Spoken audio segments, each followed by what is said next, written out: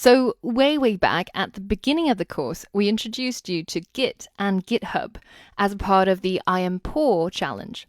And that was just to show you how Git works and how you can use GitHub or our repositories that are hosted on GitHub in order to download the skeleton projects and to follow along with the tutorials. Now, in this module, I want to introduce you formally to how Git works and how you can use it to achieve various powerful ends.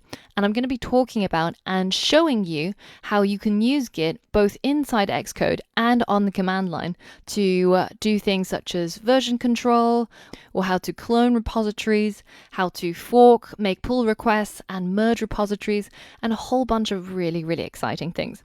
So once you're ready, let's get started and let's start learning about Git. So let's talk about version control in its simplest form. Let's say that I create a new code file and I write a few lines in it.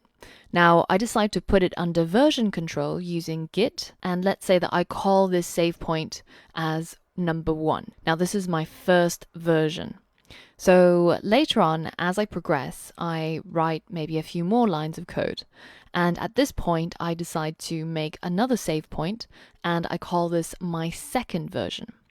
So further down the line, I accidentally screw up my entire code file and it's irreparable. And I get to the point where I would rather burn my entire code file rather than having to try and fix it.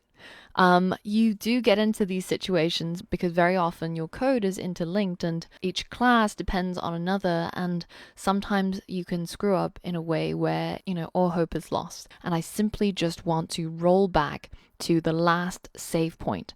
I can do that using Git. I can do that using other tools as well, but the most popular tool and the one that we're going to be talking about is Git. So you can either compare your current code file, so the current mess that you've made, against a previous version, so at any of the save points before. Alternatively, you can simply just roll back to a previous version. And it doesn't have to be the one that was immediately previous. You can go as far back or as far forwards as you like, as long as you know which version you want. So in the next lesson, I'm going to show you version control using Git locally on your computer, and we're going to use the command line to do this. So I'll see you there.